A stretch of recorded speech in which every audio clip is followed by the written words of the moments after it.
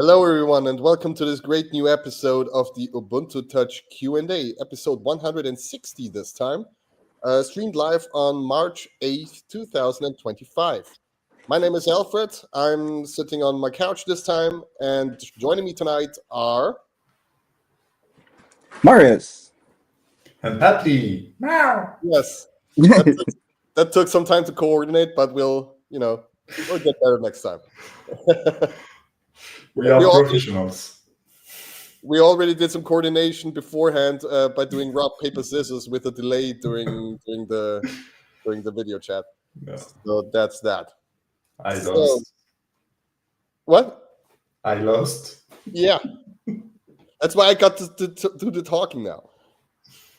So this time we have a bunch of news with regards to GitLab. I'm pretty sure that Marius wants to take those. If he finds the unmute button. There we go. Yeah. So I will go over some of the newer things that we have recently merged. And I will start with the big one, which is the 25.3.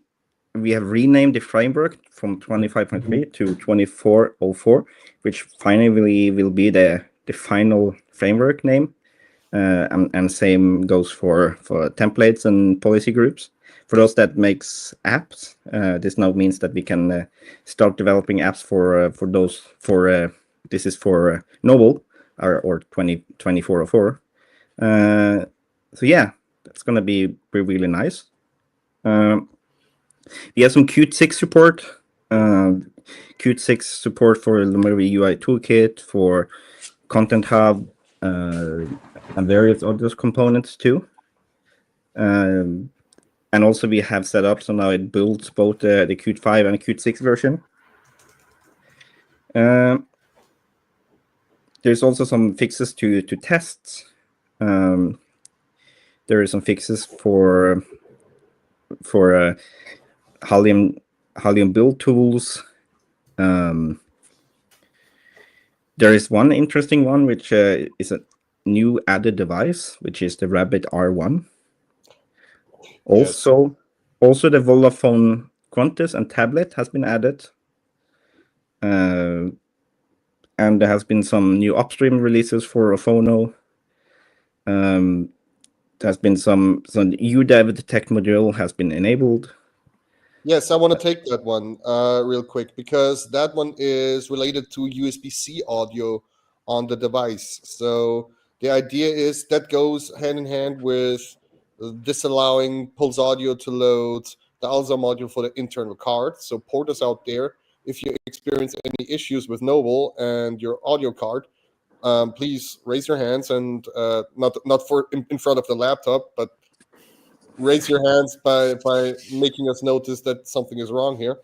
And it goes hand in hand with the whole USB-C audio support, so that USB-C audio works with a separate card. So when you plug in a USB-C adapter with, like, for example, a 3.5 millimeter headset jack, then the things should detect itself, or should be able to be detected.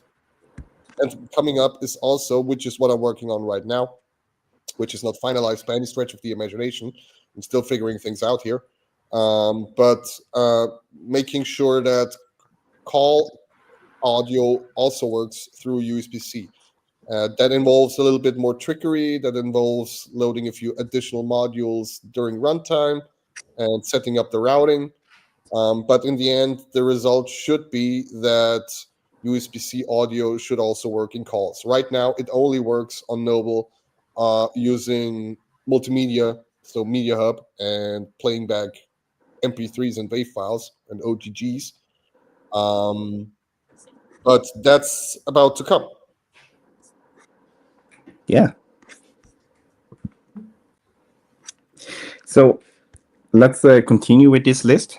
So also one interesting one has been the support for Mir 2.20, or everything over this would be 2.16. In 2.16 they changed quite a lot, a big change in the platform API. So thanks for Chris from the Mirror team for doing that work in Qt Mirror. So finally we have that. That's it's really nice. There's also more test fixes, some cleanup. There is some renaming, and has been a lot of actual noble work here. There is camera work. I see there's LXC, option to switch between binder and rail.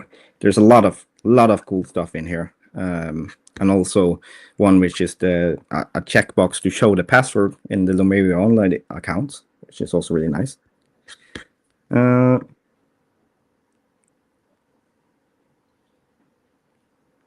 I think that's it. There's more Qt 6. Another one that I would really like to mention real quick is porters out there should now be able to build images that use a 64-bit kernel but 32-bit Halium side. So the idea is to set additionally to the device info arch field in the device info, you can also set the kernel arch and the arch for the system image respectively, so that it fetches a 32-bit system rootfs and generic system image from, or quote unquote generic system image from the CI, and creates an image that should work on devices where the kernel is 64-bit, but the rest of the system is 32-bit. Like, for example, the Pixel Watch 2. Nice. A watch. That's really cool. Yeah. You haven't seen it? I have seen picture of it, but I haven't seen it live. Right, yeah. Yeah, it's fair. I've not worked too much on it in the last few months, but I mean, it's always the same thing. I ask for others whether they would like to join, and there's not much of an coordination happening after some initial interest. So that thing is on hold for now, so to say. Okay. All right. Yeah. Should we hop over to the OpenStore news? Yes, please. All right, then. So these couple of weeks, we had some few updates and several new apps. I will start with the new ones. We have Post app, which is basically a web applications to access Russian mail post services by Herman Semenov. So not much there, but it will be helpful for people that use those kind of service. We have also Flow, which is an unofficial client for Deezer. For those who don't know yet, Deezer is an alternative to Spotify by Sender. So thanks Sender for this new app. Looks pretty sleek. I mean, yeah, seems okay, very good. We have also a new app in Focal. It's an update to Focal that I like to mention in the new section. Imagine.io, which is just a photo manager developed by Alberto Mardegan. Sorry for butchering your name, but you're not the only one. Yeah, so pretty good as well to have it in Focal. And a new app as well is Discovery. So it's an app based on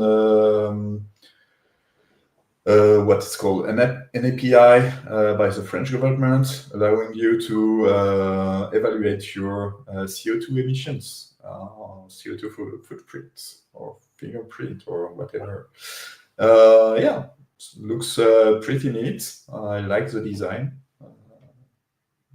Even if I did this kind of test with my coworkers, and it's not really accurate, I would say, but at least it gives an idea. So that's great to have as well. So this app has been brought to Ubuntu Touch by Fla. Thank you, and thank you all.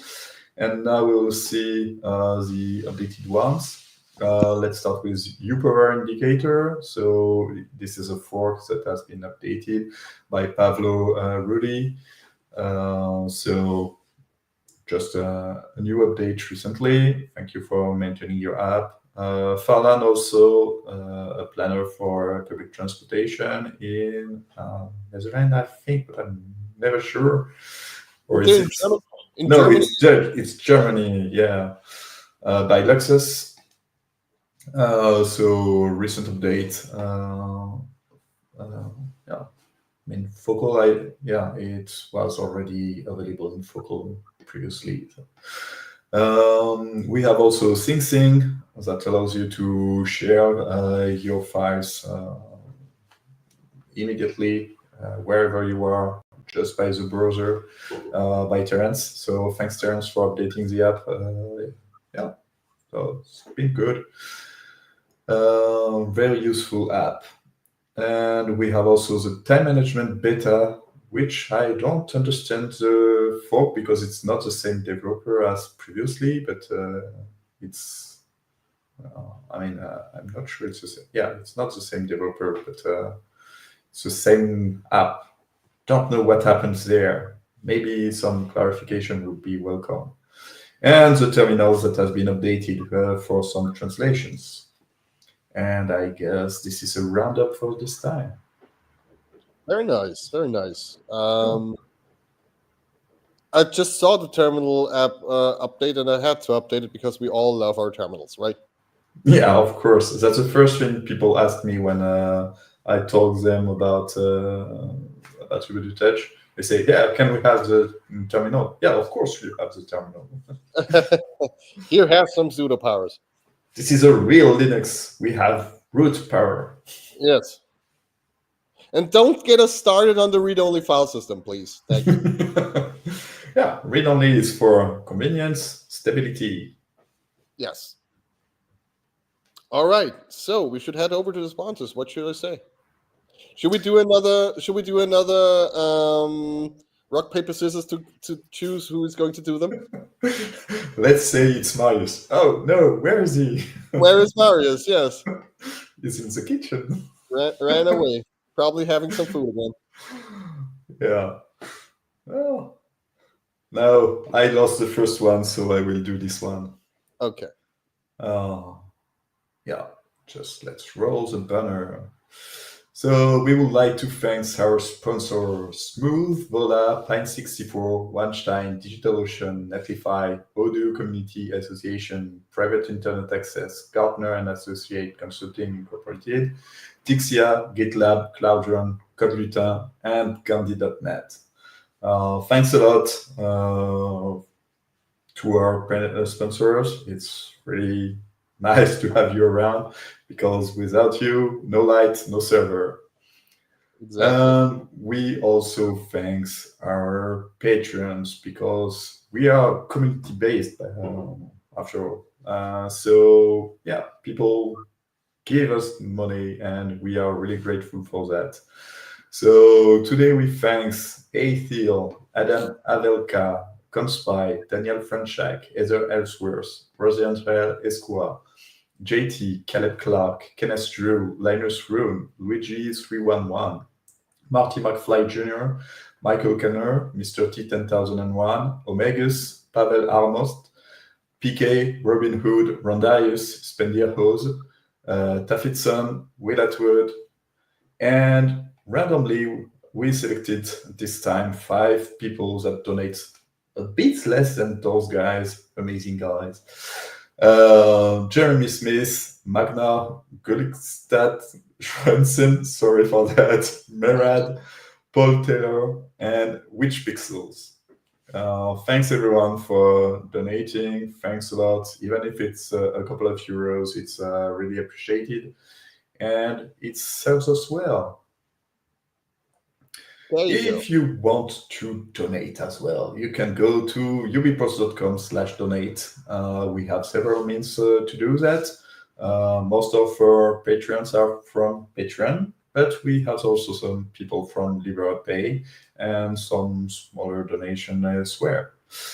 And you can also contribute going to the shop.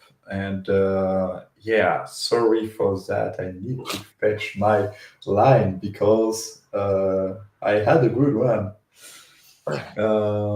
I borrowed this from Moom, who said that what is it? It was a good sentence. Yeah, very good. I need to find it back. To all credit to Moom, maybe the best statements are those that we forget. Oh, yeah, no, I have it. It's if you buy merch on our store, it won't make us rich, but it may make us famous. Yes, exactly. Yeah, and that's also important to spread the word about Ubuntu Touch, about UBports, what we do, that we are not a company sponsored as a foundation. It's just a community based. We are very few people, and so spreading the word is really important to bring new people, new motivated people, new contributors, and hopefully new sponsors as well. And here is Marius back. Yeah, I was figuring we only get to see his fancy IKEA light back there. Yeah, it's the Death Star. Yeah, close to that. It's Yeah. just like.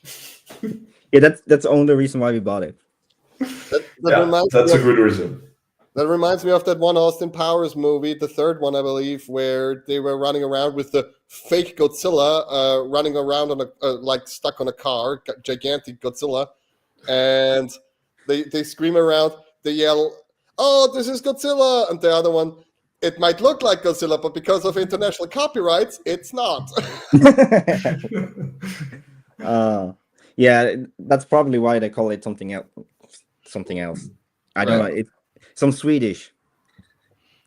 Of course, it's IKEA. If it's Swedish, it must be something else. Yeah, Swedish. Then it's the Dödstjärna. That's Norwegian, but close enough. All right. So we have some questions from the forum again this week, and let's start with the one from DomUBPKM. Hello, could you talk about Morph browser within 2404? What can we expect from the first OTA? Blocking lists or other new useful features for subsequent developments? Thank you. Qt 6? Well, it's not finished. It's not finished. Not gonna drop with the first release by any stretch of the imagination. No, that's for sure. Qt 6 Morph will probably be a click for a while too, because we don't have the space to ship the full both GitLab Engine 5, Qt 5 and Qt 6. So that's why. Yeah. The click is already something like 90 megabytes large, I believe, which is, I believe, even larger than the WebKit one, because it includes also the Lumira UI toolkit built for Qt 6 and other components that are required. So it's of no surprise that the situation is a little weird to handle right now. But yeah. I believe the goal for the midterm to long term is to get Qt 6 in the rootfs as soon as we have something that we can say, okay, we can ship Qt 6 by that time. But no promises at the moment. No, and for what's happening in Noble right now is mostly the same as in Xenial, in Focal, since we are focusing on doing the actual dist upgrade. There is quite a lot of changes that has been gone in, like a lot of renaming and some additional features and all that. But for the browser, I don't think there is much to expect other than an updated stack. Right. All right. So next question comes from Yuxes. Ubuntu is switching to Matrix, so Ubuntu upstream, that is. Lots of people refuse to use Telegram for various reasons. Danfro is putting Cine together. Would it be possible to switch to Matrix as a community? I personally would say not unless we have something to showcase Matrix running properly on the device. And by properly, I mean not with breakages occasionally happening out of the blue. Because on Cine, I noticed that, for example, some PNGs or even emojis, they don't load, they don't show, they just show a broken image symbol. And notifications also, when you have Cine open and you press another notification bubble, then it will just switch over to a blank Cine page without anything showing up.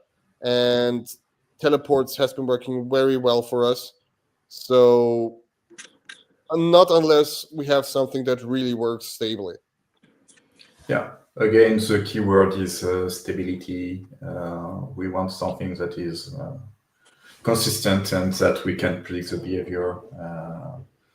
Of course, we had some issues with huge updates of the UTD from Telegram, but it has been quickly resolved. So it wasn't a problem, a huge problem yet. And of course, we had Fluffy Chat working well at some time, but now it's. I don't know the status of Fluffy Chat, by the way, but we have Cine currently on Focal. Fluffy Chat is definitely not working on Ubuntu Touch natively, and we require still the Wayland on-screen keyboard changes to Mir 2.x in order to have Fluffy Chat based on Flutter to work properly. Yeah. So yeah, once we have maybe a stable Matrix client, then the move will be possible. And it will also depend on the community. And if people start to move a lot and start to have bridges, and that we saw that most people in Telegram are through bridges to Matrix, maybe that will be a time for us to switch. But currently, we still have Matrix groups. So, but not a lot of people there, so that's a shame. But if the tendency tends to switch to Matrix, then we will follow up as well. Yeah, but we will probably need some bridging from Telegram to Matrix in the meantime. And due to the fact that we have so many different groups, I mean, I would guess there are 40 to 50 by now, different groups. Bridging them all would be a pain. And we would have to take a look at what we can really realistically accomplish. And on this topic, Moom again asked me to, or asked us to also spread the word about her using and making a tutorial on the forum about bridging to Signal. And so WhatsApp is also working, apparently, according to some people. I will not try WhatsApp yet. So yeah, Cine is usable at the moment. So if you want to have some Signal, better experience with Signal or WhatsApp, you can try to bridge to some Matrix, and that's also a solution that is working. Not the best, but pretty good, or at least good enough for some people. And I will probably be satisfied with this kind of good enough.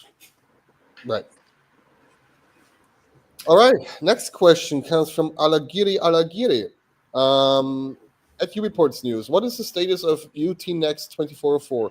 When can we expect the first release of 2404 OS on Ubuntu Touch devices? In UT Next daily. OpenStore apps have not started working. Any near possibility? And also, Voice of IoT, what is the latest updates on Ubuntu Touch devices? Right. So I will start in reverse, and I will start with VoLTE. So with VoLTE, the status there is that for MediaTek, it's mostly working. There's still an issue with MMS that needs to be fixed. And I was just going to check that because I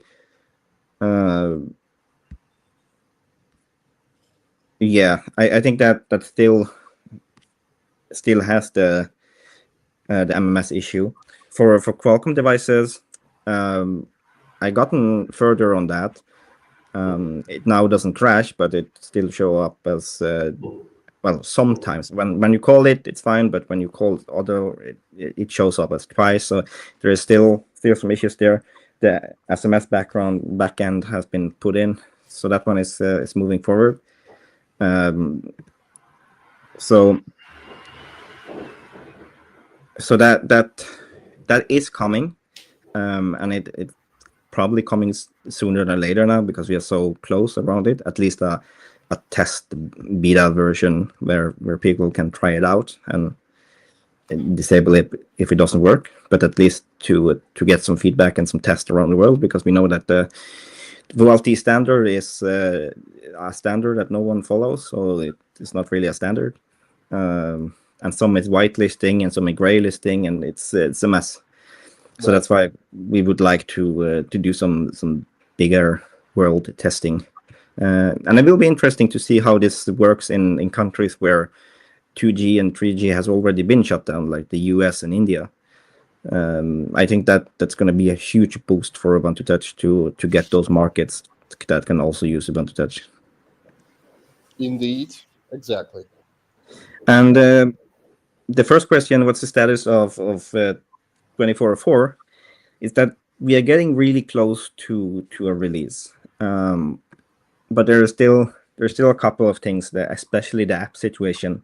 We have, as I said before, merged some of the framework work to get the final framework names and all that that's now in the image.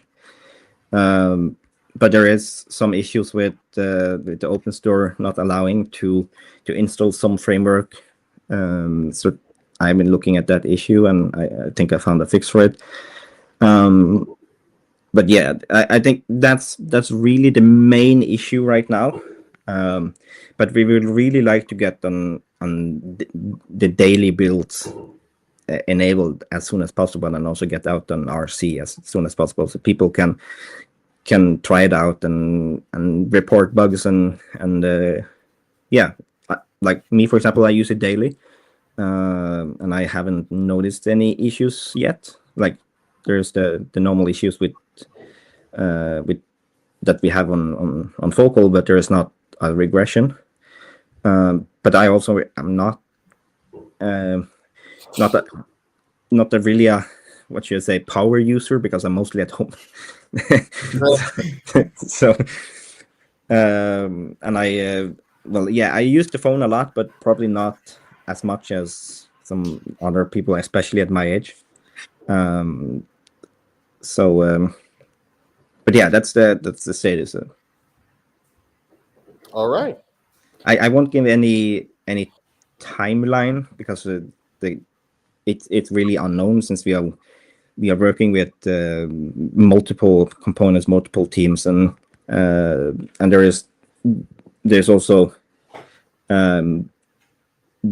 other issues that we have going, like for example VoLTE, Mir 2, we have desktop mode improvements. So there's a lot of things going in parallel at the same time, and that is and also the upcoming Debian release. That's something also we want to get things in there. So there's a lot of moving parts. That's also why this release is probably taking a little bit longer, but I think it's a fair trade, because we get a lot goodies when it first drops, and especially VoLTE is going to be, as I said, huge for opening up the US and India and some other Asian countries, I think.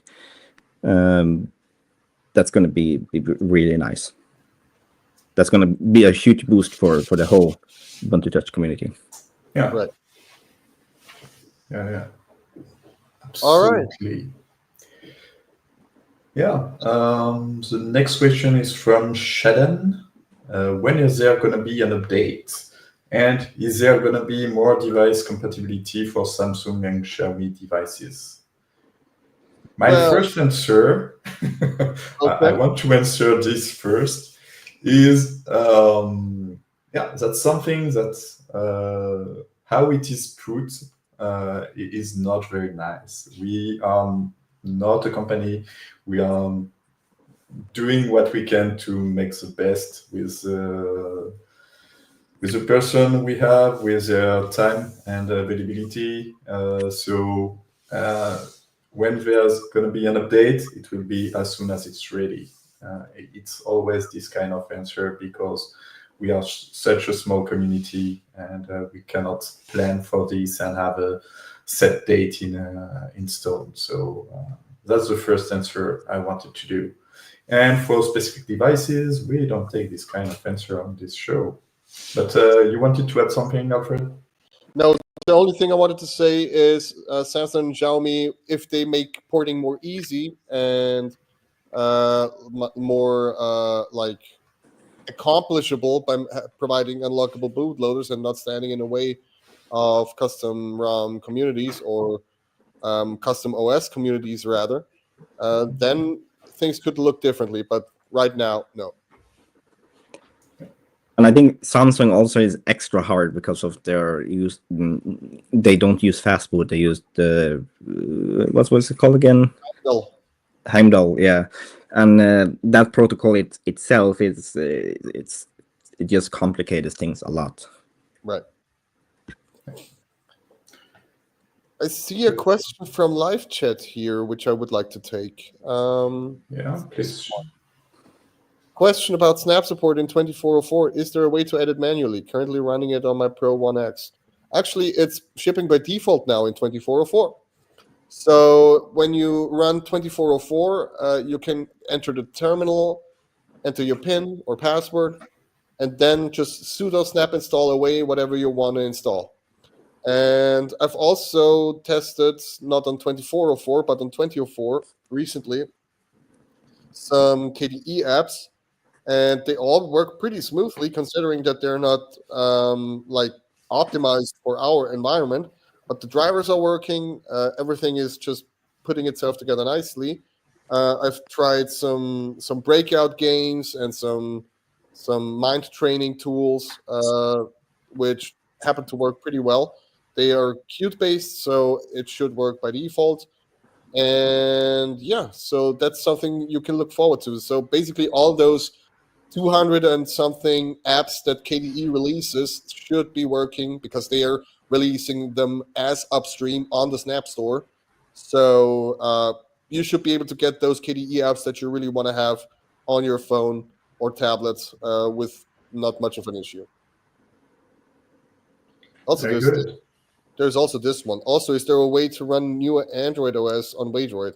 Actually, Yami has just taken a look at updating the images and figured out that even on the old Vola phone based on the original OG Vola phone based on Halium 9, even there the newer images seem to work, which makes us think that maybe we should upgrade the image links so that the Waydroid helper fetches those images from the right place and just puts them where they belong, so that you can have a newer Android finally, because many fixes that landed in Waydroid actually landed in the system image that is provided, or in the vendor parts and system parts that are provided by Waydroid. So basically, this should just allow us to have a pretty well working system on Waydroid with a more recent, maybe not the latest, but a more recent Android image. I want to answer as well this question from the chat. by Jean-Luc. Are things off to a good start with Brax 3? I would say yes. I know that they started the development of the port of Ubuntu Touch. They started it at the end of February, so it's not a long time ago. I don't know the current status, but hopefully we will have some people from Brax to talk here and answer your question. It's something that we are working on, and they want, understandably, to have some facts straight and to have real information to share, and not just empty promises. So that's why it haven't happened yet. All right. There's another one that I would like to pick just real quickly. Shouldn't OpenStore be renamed to be called UBports App Store? Please don't. We're changing a lot of things here and there, and we shouldn't just. I mean, that's almost like this bike shedding meme where people just have no opinion about the technicalities, but they care about the color of the thing or the name in this sense. So we probably won't change the OpenStore name to anything, but that's not up for us to decide.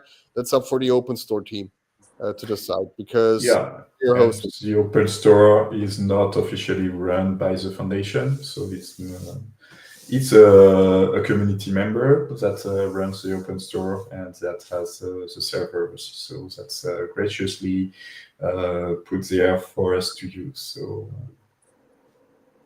it wouldn't make sense to rename it UBports App Store as well. There's another question. What's the new Halium build? You probably mean the newest Halium version, and that is 13 by now, which runs on the Pixel Watch 2, which runs on a few other devices, which seemingly slowly start to trickle in. We gain more and more Halium 13 devices. I mean, not a lot, but might be just 3 of them by now. But it's working, and it's usable to the point where it's not way off or doesn't require many changes in order to consider it complete. There's also this question. Are all click packages usable even in older UBports releases? So with Ubuntu Touch releases and clicks, it's the following. The click system expects a certain version of Ubuntu Touch being installed when a click tries to be installed or is selected to be installed. That means it expects a certain permission system. It expects certain libraries to be there. That's a ABI stability guarantee that is made up with policy, so that you can have an application that targets 2404 and 2004 separately. So you need 2 clicks. That's like a little deficiency on the side of the click system, which basically mostly only works, not in all cases, but mostly only works with the targeted version. Some QML-only files or clicks happen to work on newer releases, even from Xennial days, but it's not a guarantee that they continue working in the future. So keep that in mind. That has been fixed with snaps, where the underlying system can contain content snaps which ship the libraries. And that's what we do with Lumira UI Toolkit, where the Lumira UI Toolkit ships all the libraries that one might need, including Qt Web Engine, and the application just targets that content snap. In the future, when we will have a Qt 6 build, there will also be a Qt 6 variant, so that an application can also explicitly target Qt 6 and just reference those libraries from the Qt 6-based Lumira UI Toolkit content snap.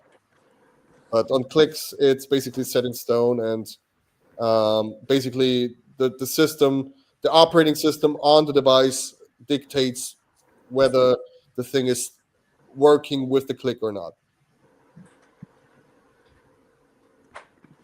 Yeah. I guess that's it. Yeah. Yeah. 40 Was a minutes. quick one. Yeah. It felt longer though. It did. It did. Oh, All right. Thanks everyone for joining us tonight or today, wherever you are. And stay healthy until the next time. And also to the listeners and like non-video users out there who listened in on the audio. Thanks for listening in. And we will get to see or hear of each other the next time. yeah. See you everyone. Bye-bye. Bye. Awkward. Bye.